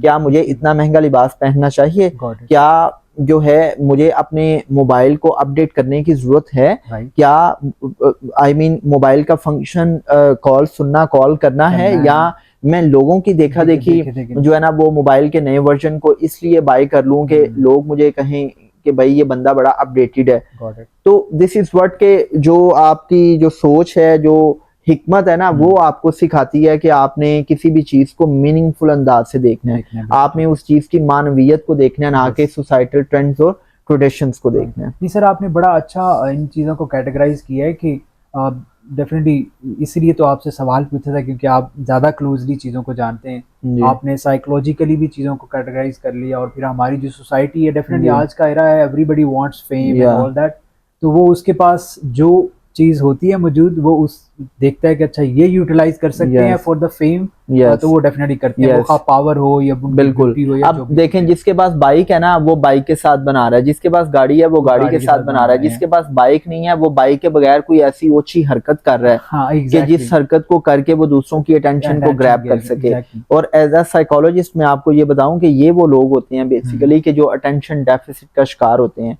जिनको घर में तवज्जो नहीं मिलती, मोहब्बत नहीं मिलती, प्यार नहीं मिलता, शफकत नहीं मिलती। तो ये लोग जब बड़े होते हैं तो ये लोगों की तवज्जो लेने के लिए ऐसे जो है ना वो टैक्टिस करते हैं, ऐसी हरकत करते हैं। सो मच आपके इस जो है एक इनसाइट्स का, स्पेशली जो आपने प्रैक्टिकल चीजें हमें बताई। All credit goes to the youth, तो उनके लिए कोई मैसेज? तो मैं यही मैसेज दूंगा कि आपको रब की ज़ात ने अनलिमिटेड पोटेंशियल दिया है, आपके अंदर बेपनाह सलाहियतें हैं, तो आप अपनी उन सलाहियतों को पहचानें, अपनी सलाहियतों को समझते हुए, जानते हुए आप उन पे काम करें, इल्म हासिल करें, अपने स्किल सेट को बेहतर करें, और आप जिस डोमेन में भी हैं उस डोमेन में रहते हुए जो स्किल्स आपको रिक्वायर्ड हैं, खुद को जब आप उन स्किल्स से एम्पावर करेंगे तो आप अपनी फील्ड में एक्सीलेंस के साथ काम करेंगे। और माँ बाप की इज्जत करें, माँ बाप की खिदमत करें। आपको जो कुछ भी मिलता है इस दुनिया में वो आपको वो सिला मिलता है कि जो आप अपने माँ बाप की खिदमत करते हैं। तो उस्ताद का अदब करें, माँ बाप की खिदमत करें, रब आपकी थोड़ी मेहनत को रंग लगा देती है, बरकत डाल देती है। और रिलेशनशिप्स की डोमेन में खुद को स्ट्रॉन्ग बनाएं, अपने रब के साथ, अपने आप के साथ, अपनी फैमिली के साथ जुड़े रहें। ये चीज़ आपकी लाइफ में ब्लिसफुलनेस लेके आती है। तो ज़िंदगी थोड़ी सी है, इसको मुस्कुरा के जिएं, हंस के जिएं, दूसरों की लाइफ में वैल्यू ऐड करके जिएं, ताकि मरते हुए आप के पास कोई रिग्रेट ना हो कि काश मैं ये काम करता। तो थैंक यू वेरी मच। आप सब जिंदाबाद और Pakistan पाइंदाबाद। Sir, thank you so much. It was really wonderful talk with you. Thank you so much once again for staying tuned with us. Thank you so much, sir. My pleasure.